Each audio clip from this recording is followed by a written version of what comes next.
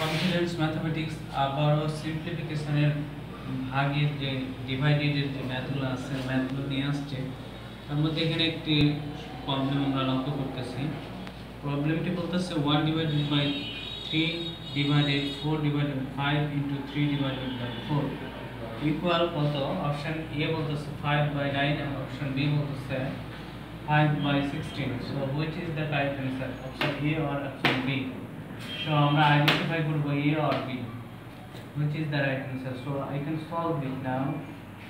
So আমাদের রাশিতে লক্ষ্য করি যে 1 divided by 3 divided 4 by 5 রয়েছে এবং মাল্টিপল অবস্থায় 3 by 4 রয়েছে। So এটাকে আমরা জাস্ট যেটা ছিল 1 by 3 রেখে দিচ্ছি। ভাগ থাকলে আমরা কি করতে পারি?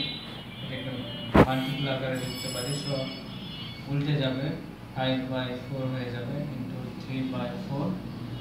সো আমরা এই অংশটাকে কি করতে পারি? লক্ষ্য করি যে উপরে রয়েছে 1 5 3, নিচে রয়েছে 3 4 4।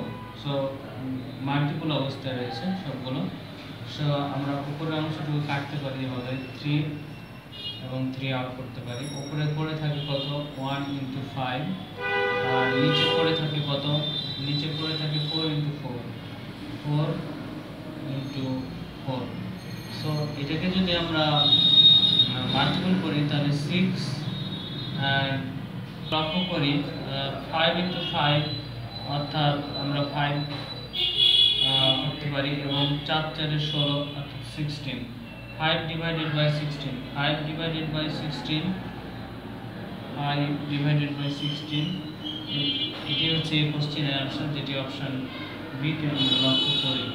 That's all.